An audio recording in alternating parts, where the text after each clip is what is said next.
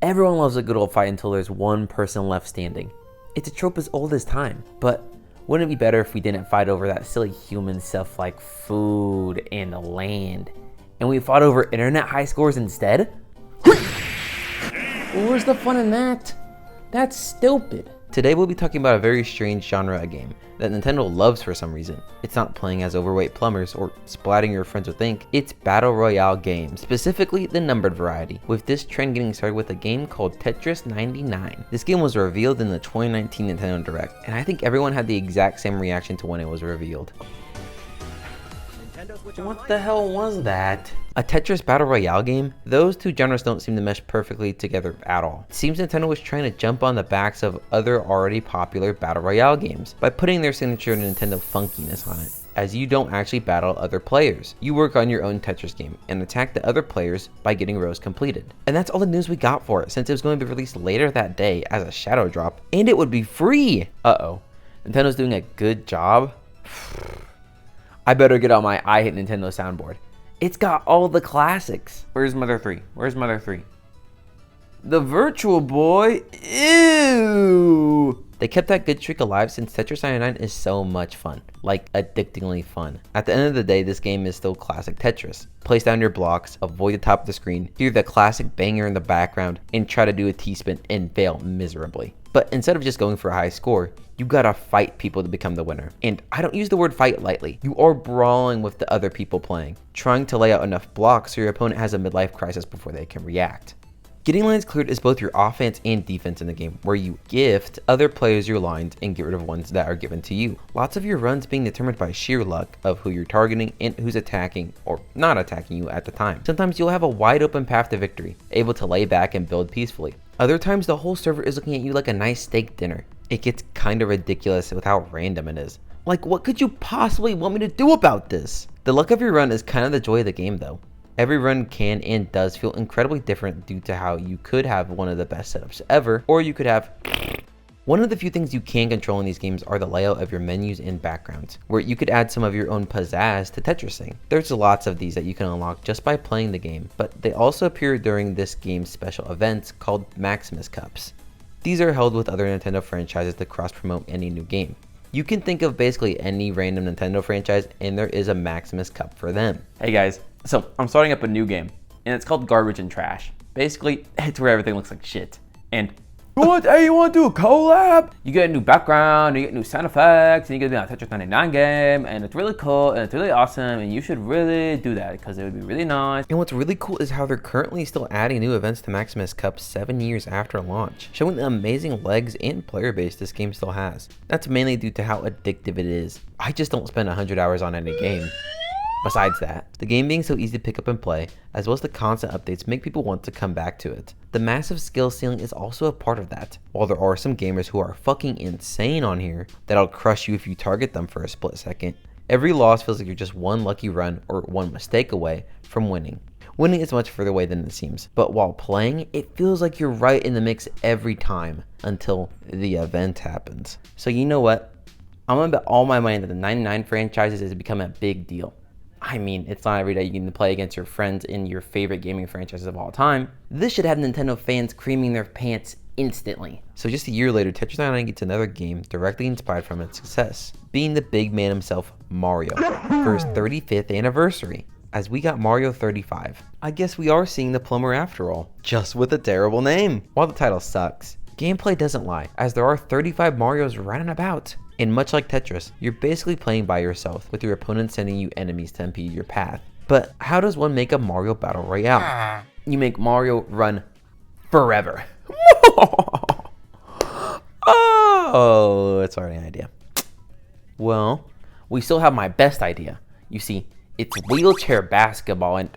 Are you kidding me? Yeah, Mario doesn't get any mid-level tea time breaks here. It's all about constantly moving and getting rid of enemies in your path to disrupt your competitors, as well as to add to your own time to keep it over 0. Or you can guess what happens.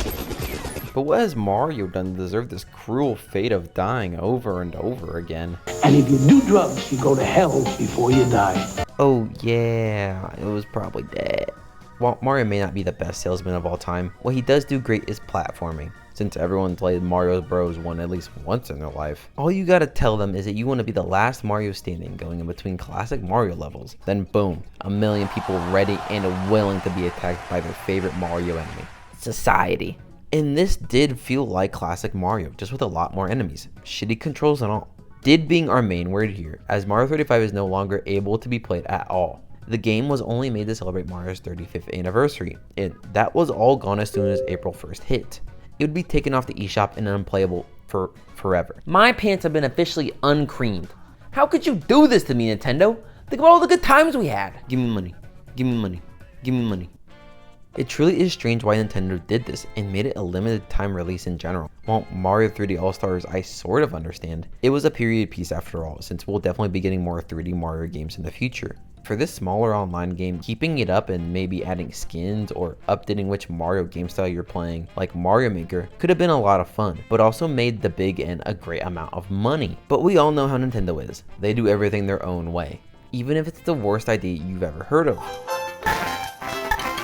I could see the reason they pulled it being because they knew Mario doesn't work great in this format. Platforming is a lot different than puzzle solving. I know, expert analysis here. But when you make a mistake in Tetris 99 or in any of the other games, you're able to recover and try and catch back up. Not with Mario 35, since platforming is tight and bottomless pits are plentiful, most people would die before even getting past 1-2. And while I like the concept for this game, it was never really my jam.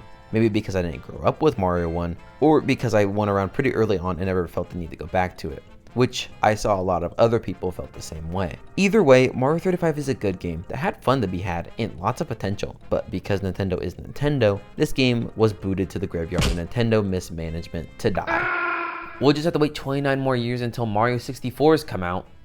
This time you gotta do the penguin slide, but for the whole time. Keeping the theme of games that are 6 feet under, let's talk about the next dead guy in Pac-Man 99. This game came out right after Mario 35 ended. Dang guys, let the poor guy rest. He hasn't even been dead a week before you try to bring in his replacement. This game was published by a Bandai named Coincide Nintendo, like all of the others, and may be a factor in its eventual downfall. With it being a 99 game, the setup is very similar to both Tetris and Mario. You play your own game of Pac-Man and try to be the last Pac standing, with sending over enemies to your opponents. But this game suffers the worst out of all of the 99 games on not giving you any directions on what to do when you start out. There is some joy to figuring out how these games work. This one barely makes any sense on its first run through. Like, what is happening here? You have extra ghosts behind the main ghost, you got tiny other Pac-Man that slow you down, you got a power pellet system that changes the way you attack, and Blinky. It's all a lot for a new player to take in, and I can see some players getting overwhelmed and lost with all the options given to them. Those players would be me. As a non-Pac stan, I simply didn't jive with this game when it came out. I was getting blinded, I was getting humiliated, I was getting crushed by everybody, and they even threw me into space. Okay, maybe all of that didn't happen, but the first three really did, I swear. And for those reasons, I never played much of this game. I still had Tetris 99, so I was good. But after seeing the game again and actually learning how everything works through multiple YouTube videos, Pac-Man 99 looks really fun, and maybe the deepest out of any of the 99 games in terms of strategy actually needed to win. The attacking system entirely changes the way you need to behave. You don't always need to be just clearing stages. Lots of the times it would be better to wait and line up ghosts or obstacles than just powering through. It really does separate this game from the others. Too bad little Jimmy can never experience getting demolished like I did, with the game only being up for about 2 years before being unceremoniously taken offline, which is a pretty short time when you remember Tetris 99 is still getting constant events and some updates. There wasn't even any word on why this game was shutting down either. I scoured the internet to try and find a single reason on why they would shut the pack down, and nothing. I could only guess that the player base was shrinking, and a lot of the committed players already bought the DLC. With there being some pretty amazing content, like lots of themes of other Bandai franchises. They have almost every old school franchise, from well-known ones like Galaga to Baraduke, everyone's favorite. My personal favorite is Dig Dug, as he's pretty cute, and I hate pukas. And yes, I am being racist to the pukas. And you know what?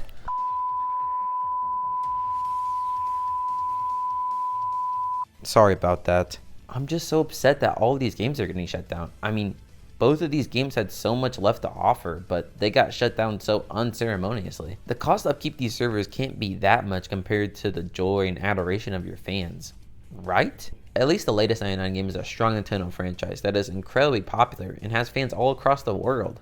F-Zero 99. We're so screwed. F-Zero 99, the oddest game to be brought into the Battle Royale genre. Not only is F-Zero as dead as Toys R Us are in the year 2026, it also functions completely differently from the other Battle Royales. This time you're actually battling the other players. None of that sissy other screen nonsense. You get to race head to head with all 98 other racers. You even get to go against F-Zero classic characters like Brain Ballsack and divorced college professor as CPUs. Well, nobody gives a hoot about anyone but oh my goodness, it's Falcon Punch Guy! Bam! It's cool to see other characters being used besides obviously other bots like Mike 2. But during the races, you'll rarely be seeing those characters or rivals as this game is so fast. This isn't your grandma's Mario Kart after all. There are a lot of tight squeezes and very sharp turns to mess you up. Plus, with the lack of items, your driving ability and track knowledge is what's going to get you wins more than luck. That's where this game feels a lot different from the other 99ers. F-Zero at least gives off the illusion that luck isn't a big factor here, and if you just get good enough, you can win basically any race, even though luck is still a big factor. The racing here does feel a little strange until you realize you don't have to have your thumb taped on the go button. Okay. After that, the only real advantage you can gain is by collecting the yellow orbs to give you a skywalk, allowing you to cut major sections of the track with ease. That being the biggest change from the original F-Zero, along with adding some other smaller additions like the good old spin and how your health works. But where I think this game is truly at its best is in its Grand Prix. These are tournaments where the lowest ranked racers get knocked out each lap and round. These are my favorite since it isn't only a singular race, as the single courses go by pretty quick and don't feel super impactful whether you win or lose. With the Grand Prix, you're taking the great feeling of racing and adding some much needed drama to these races. You feel the weight of each race and score hanging on you like those baskets that people put on their head. If you got good balance, you'll be fine. If you don't, then... Another neck-snapping part of these games is the customization that you're given, in both your car and the appearance of it. With the cars, they all have different stats, so you can play how you want. If you want to go incredibly fast, you can do that, but you can also have a car that turns a lot better. Plus, there's lots of skins and bonuses you can win to pimp out your ride even more. While I wasn't planning on enjoying this game for the review, I found myself actually getting really addicted to this game, like I was for Tetris 99. There's just so much to do here, and incentives to keep playing at least a little bit every day. And I think the game is probably the most complete out of all of them, with all the crap they shoved in. This game deserves to have a long life, but due to its name and nicheness, I'm not sure how much more life is in those hover wheels. Really, all of these games should still be online. I found myself wanting to boot up these games constantly, since their simple nature make them easy time wasters that are very competitive but still make it simple for new players to jump right in. They're kind of the perfect multiplayer games when you think about it. No unneeded battle passes, no egregious time waits, fulfilling unlockables that don't lock the core game away. Nintendo Battle Royales are a really strange concept, but in reality are amazing multiplayer games. So that concludes Nintendo's Strangers franchise. Games that you wouldn't think would work when you just hear a synopsis about them. When actually playing them though, these games are some of the tightest and most addictive multiplayer games out there. So that had me thinking, what else could make a good Battle Royale game? Well, I had a few ideas. Donkey Kong, Kirby, Zelda, Star Fox, Yoshi, Rhythm Heaven. That guy's gonna be at it for hours. But thank you for watching and have a great day.